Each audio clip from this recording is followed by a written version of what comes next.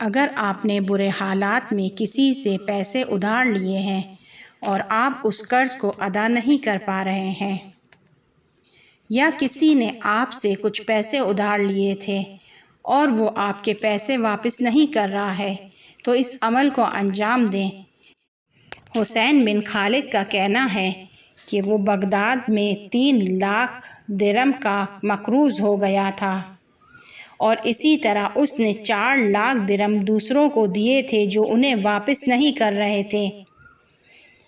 اور طلبکار انہیں فرصت نہیں دے رہے تھے کہ وہ اپنے پیسے دوسروں سے حاصل کر کے ان کے قرض کو ادا کریں۔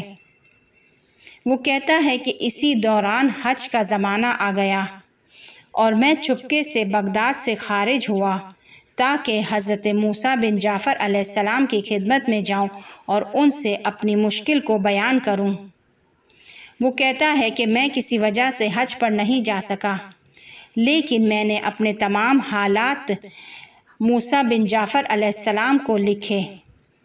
امام نے میرے خط کے پیچھے جواب لکھا اور کہا کہ روزانہ 3 مرتبہ اس دعا کو پڑھو، بے شک تمہاری مشکل حل ہو جائے گی۔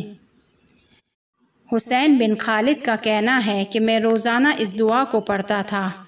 ابھی 4 مہینے نہیں ہوئے تھے کہ لوگوں نے مجھے میرے پیسے واپس لوٹا دیے